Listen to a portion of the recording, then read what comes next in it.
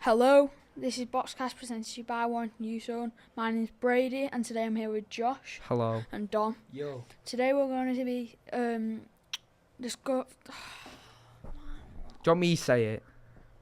Just carry on. Right, so let's get into the first question. How would you want your future fight gear to look like? We've discussed this question before, but I guess Josh will start with you, and then we'll go Dom, and then me. So like my boxing gear, what is that, like the colour and stuff? The colour and like the type of shorts, the type of gloves. Yeah. I would probably have like black Everlast gloves, Yeah, they're or maybe. Then I'd have black everything, or like black and white. Then I'd have everything black and white. Then I'd want everything black because black's favourite colour. And yeah, I just think black's a nice colour. This guy's emo. No, I'm not. Don't worry, guys. Right, how about you, Dom? In my fighter gear set, I will be rocking a slick black and a rocking gold.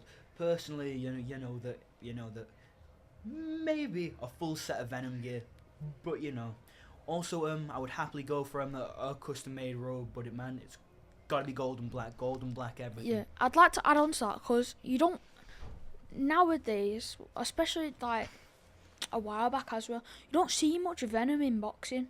To be fair, I mean you get the odd fighter using like the gear, maybe the shoes or shorts, stuff like that. But in modern boxing, you don't really get that. So that'd be a good like kind of thing. Mix up. Yeah, Yeah. man, but I think it needs to be represented more, man. It's a good brand. No, Yeah. you see Venom more in like amateur and stuff like that. Then when it comes to pro, you don't really see it. To be fair, sometimes. For me, I've already got this all planned out. So Literally. obviously, my favourite colour's baby blue. So I'd go with baby blue winning gloves, and then these baby blue shorts with, I don't know if you've seen them, but like on the sides they have these little tiny pieces of like, I don't know what it's called. It's like this. Oh, it's Material. yeah, it's like a weird piece of material, but they're like dangly bits, if you get me. I don't know. You probably would have seen them, but I'd like those in white. Obviously, I'd be rocking the Hyper KO2s because, honestly, I'm telling you now, like, it's only my second pair of shoes I've owned, but they are so comfortable. So we'll go on to the next question now. I would have Adidas shoes as well. Adidas like boxing Yeah. Fair man. enough. gear. Yeah. What do you think about modern judges and refs? Start with you, Josh. I think sometimes they're good refs, but sometimes I know you don't really get this, but sometimes they like pay the ref and like they, That's more common, like around Muhammad Ali's time. Not really as much like in modern boxing. I mean, you can do. Ballsy move to do that though. And the judges, yeah, I think it's more easy to get away with asking the judges to give you like a slight more chance of winning, because you see it a lot. Like, I can give you a few examples. I think it was, what's it? Something Taylor and Josh Taylor and Jack Catterall won. That was a complete robbery. Was that on Misfits? No, bro, these aren't YouTubers. I'm on about that. There's what? Oh yeah, that's Anthony. Don't matter. Wrong person. You absolute sausage roll. Well, yeah, that was an absolute robbery. About YouTuber boxing, sort of. Jake Paul versus Tommy Fury. I don't get how one judge thought Jake won that. Jake got absolutely levered. But Jake dropped him. Hey, bro's delusional. Yeah. So go on, Josh. Tell us more about your point. Sorry. No, I think like the judges sometimes are fair, but sometimes like people have like something to say about like the judging, and like I think it like puts them under pressure because everyone's like shouting at him and stuff. But it's the judges' like opinion, and the judges knows who wins. To be fair, we can all like. I think everyone realises that everyone will go, like Dylan always says, he thought Tyson Fury won against Usyk when he watched it live. When he rewatched But when he rewatched it, he thought Usyk won. So that's the thing, because judges, they have to score in real time. So it depends on what they're seeing, if you get me. Yeah. When you're at the moment, it's going to be like hard to judge it. Yeah, man. Because if you think about, there's sort of pressure on the judges, because you've got like, how many was they watching Usyk Fury? Has to be at least a couple of thousand. Full of fighters. More than that. Probably like And half- that's people counting. 500,000. 500,000, yeah. Absolutely least. crazy. But just imagine all those people, like, and you've got to pick the winner. And they're all screaming at you. And Yeah, stuff. they're all Yeah, screaming man. at you. Just imagine Pressure is immense on that. that. part. Go on, you add No. on to it, Dom. Yeah, man. But personally, in my perspective, based on reffing and judging, it is a sense of immense pressure for the judges to actually make a tough call, and especially say if it's a very close fight or tough bout, and it's a very passionate sport. But with any sport, they're going to be clean, cut, and focused when you're judging. Yeah. And you have to base it on points and real time and real things, technique, and execution. So it's a very hard role. Yeah. I would say, as much pressure as it is for the judges, I think refereeing is more, because if you think about it, I've when you two have sparred, like we did this 12 rounder in the man. gym once, out with Josh and Dom, Yeah. and I had to ref it, and you know what? It was It's hard. so hard, because like when you said you was getting hit in the back loads, I didn't see it, and you was just complaining towards me. So imagine how that make a ref feel, like in a real boxing match when you got all those people relying on him. When you're in a boxing match, there's always going to be people who disagree with you. Yeah. Yeah, man. You just like you've got to agree with the ref and move on. Yeah, man. And there's no point in arguing about it, man. It just going to cost itself the entire match, Yeah. or potentially a title. Who knows? Right. Question number 3. What's your favourite brand for boxing and your favourite gloves? Right now, mine would be my white Everlast ones. Even though you never wore them. Yeah, because I have a different kind of gloves. I don't know what they're called. They have like, The ones that the coach gave. yeah, my coach Jack gave me some Shout gloves. out Jack. Sa- man. shout out to our boy. Jack. Currently on Shout out to holiday Jack. right Yeah, now. man. Shout out to Ditch, who done this podcast as well. Way!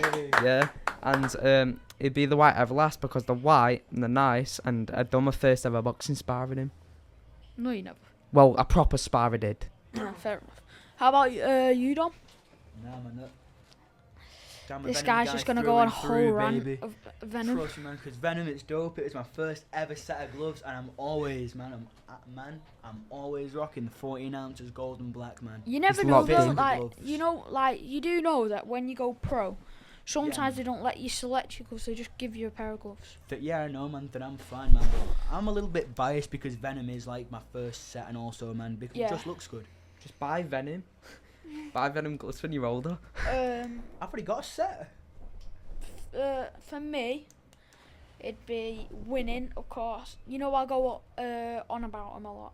Yeah. But it's my favourite brand of gloves. Hey, hey, Uh, what about Fly? Dylan likes Fly. Dylan says Fly's better. I think Fly's up there. I think winning's better. But Dylan goes on about this thing about, oh, you don't really see winning in fights as much. You don't really see this. Fly's lightweight. You can move faster, stuff like that. But if you think about it, there's some things that Fly's better at than winning. And there's some things that winning's Yeah. better at than Fly. But personally, yeah, I think winning's the best gloves one of the best gloves in the world. Because I've yet to wear Fly and Grant. Grant are supposed to be amazing, best gloves in the world. I hope I get to try them on one day. Sure you will. Yeah, sure I will. Yep. I definitely want to fight in them in the future. And yeah, so get on to question 4 now. People have different opinions for everything. Yeah. Mhm. Speaking about opinions, what's your opinion on training camps? Modern day training camps. Start with you, Josh. I think training camps are very important for the fighter. So when they're going into going into a boxing match, go into training, keep on training, weight. If you have to lose weight, so you get up to like the weight class, you can do that. And like, I think it's very important in modern day, because if you don't go to training camp, it's like a less chance of you winning because you're not prepared. Yeah. You might be like doing stuff like, you might like, fair enough if you're going out with your family and stuff, but I would go to training camp every time. That's so what I'm fully boxers prepared. sacrifice. Yeah, man. They sacrifice birthdays, they sacrifice Christmases. In America, they sometimes sacrifice Thanksgiving, Holidays. Yeah, holidays, man, blood, yeah. sweat, tears, sleep, and a struggle. But I think one thing that I will say, I think some people don't fully recognise what a training camp is. Like, they think, oh yeah, like, they're just like punching a bag, sparring, whatever, doing the usual training. But don't forget, you've also got to go off your diet. Like, you've got to put on a diet so that you lose weight. Yeah, man. And Or gain it. I saw with Alex Pereira, he had to cut a good bit of weight just before his fight. I think it was like a day or two before his fight. Yeah. And so basically when like you, something about like police have them, it's like thermal blankets or something that get heat from the sun. So basically Alex Pereira put one of those round him, and he sweat buckets, and like the day on the fight he was bang on weight, but he still had like 2 kg or something like that anyway. And I see people, they wear these sweat suit things where basically just like it's like a bin bag, as weird as it sounds, but they put it's like a hoodie and like a shorts, pants, whatever, and it holds the sweat in. I saw a video and it was proper minging. This guy just tipped all the sweat out, but it was like a full bottle of water, dude. and it was absolutely grim. But those are the kind of things that you got to do. You got to eat healthy. You got to sacrifice family time. Yeah, man. You got to Be in the gym all the time. Got to be in the gym all the time. You got to make sure that you're not partying, Yeah, man. stuff like that. How about you, Dom? Yeah, man, but I am not that well versed in training camps. However, though, it's important you pick the right one for you, man.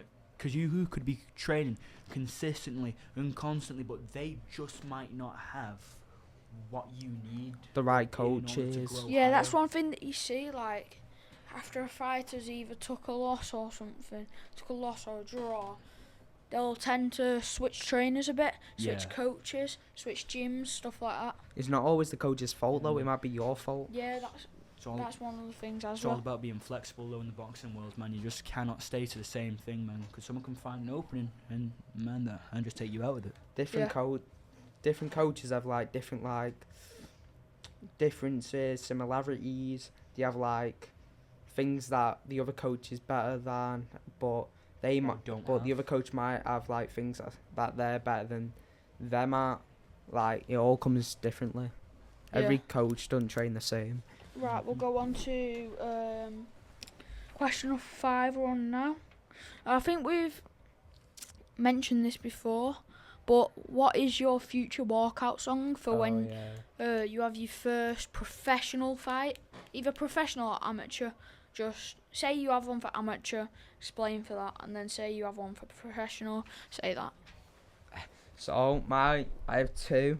One would be like a party song to like get up the crowd, get them like dancing and stuff, and one would be like probably like Rocky or something to like bring back the 80s, bring back proper boxing. This guy thinks he's Rocky Balboa. Nah, bro. He thinks he's Rocky Marciano. Fair enough. Still do pretty well against you in the ring, Dom. Trust me, bro. Man, that'll change, man, with a quick overhand. Wow. And he'll be out. It's not actually me and Josh beefing today, it's Nah, actually bro. Josh and Dom. It's all Good banter, left, guys. good night, yeah. All banter. Yeah, man. I'd love to hear your opinion, Brady. First, before my opinion, we'll go with Dom. But yeah, we'll go with my opinion after Dom. Yeah. So much choice in this. The- It's man that it's got to be either Till I Collapse or Lose Yourself, man. Yeah. Because Eminem hits right, man, and you gotta make your presence feel heavy and make it noticeable. You gotta strike fear into your opponent. Get you locked before you in. fight them. Yeah. Mine. It's actually a song that I quite recently discovered. It's called Buzzing Remix, featuring 50 Cent. It's a great song. Go listen to it on Spotify, YouTube, SoundCloud, whatever.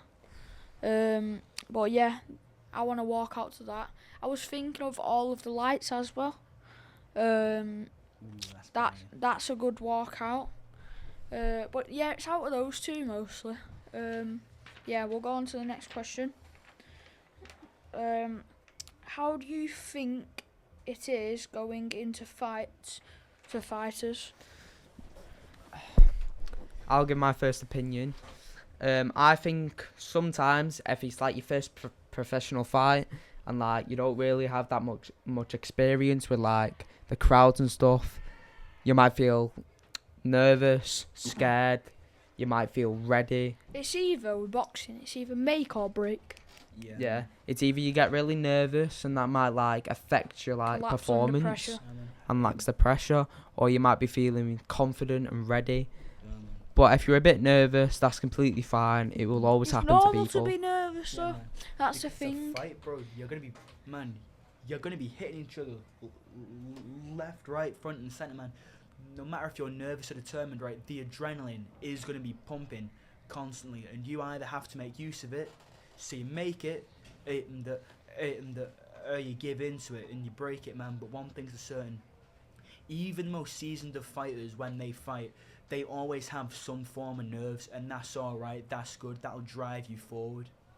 Yeah, the thing is though, like let's just say 20 years somebody might be going against a world champion. Of course you're gonna be like nervous or you're gonna be ready. Yeah. But if you actually believe in yourself, you can win Yeah. no matter what. Yeah, I think it's either make or break, to be fair. You either collapse under the pressure or you like thrive Yeah, off man. of it. Yeah, man, and you Come ride out through the like surf. spectacular performance. Anyway, go on to the last question of today. How do you feel about modern press conferences? I'm gonna give my first opinion. All this like YouTube boxing press conferences, some of it's actually real. Absolutely rubbish. Some I of think it, it's so, It's straight garbage. some man, of straight it's up. some of it's absolutely garbage, and they're just acting. Like they're not even like these press conferences where you like try to like kill each other right there and there. Like Yeah, that's man. just a load of garbage, man. If you're actually a well-trained professional fighter or a well-trained boxer, you'll leave it to the ring and you'll have like respect for people instead of like thinking you're like big and hard and stuff. Yeah, man. Like if you're really that hard, you'd like show respect to your opponent. You do everything. Like if they say something about you or something, it's completely fine. But you need to save it to the ring. You don't Yeah, like man. go after him because Yeah. that might ruin your boxing career, and that might like they might do that just to impress like the crowd or something. Like you're not impressing nobody. You're just doing that for the money and you're just embarrassing yourself. Yeah, I agree. I mean, this all YouTuber nonsense. I think they just, in the press conference, they do it to hype up the fight. Because when they hype up the fight and say rubbish stuff like Yeah, man, it's how all Jake stupid. Paul said he's better than like Mike Tyson and stuff, he's saying it so people tune in so that they watch him get beat. That's the only reason he says the stuff. He wants the crowd. Yeah. Yeah, man. How about you, Dom? Hey, personally, I think, man, and the fact that they hype it up, it's a total affront to the sport itself. And on about what Josh had mentioned prior, he had said, yeah, man, that it's just to solely hype up the crowd. But here's the thing: boxing now has evolved into a form of showmanship and not sportsmanship. There was a time in the 80s and 90s, and even further, even when Mr. Muhammad Ali was boxing, yeah, he would always have respect for his opponent. always, and so would the other opponent. And nowadays, it's just getting absolutely smashing into each other's face, and man, they're just pushing, shoving, man, and that's just mainly to sell. That's all it is, and that's all boxing nowadays has come to. And frankly, I just hope with our youth and stuff that we can actually move forward and actually turn it back into a sport of sportsmanship and not showmanship. Sportsmanship. And like what Don was saying, some boxing fights, the fighters have respect for each other. Yeah. Like after they've had the boxing fight, they respect each other, shake hands, hug each other, Yeah, man, because it's a say sport of sorry for passion. everything. But some of it, people just like, they can't control themselves. Like they're like rubbing it in the face that they've won or something. Like if you keep on rubbing it in your face, you're not a good person and you don't respect them. Yeah. You should always respect someone. And you're not a true boxer if you don't have self-restraint. If you're a true boxer and you really want to do well for the sport, you need to respect everyone after the fight. You've done what's needed. You've done stuff. Just forget about it. Move on. Unless you have like proper personal beef, I reckon you should like make up after it. Like make sure each other are alright. Like if you've got beat in a boxing match, it's done and dusted. You don't have to keep on going on about it. You don't have to like rub it in the face, because next time you might get beat. Right, man. I will say it's time to wrap it up now. This has been Boxcast presented to you by Warrington Youth Zone. Goodbye. Goodbye. Day night there, ladies and gents.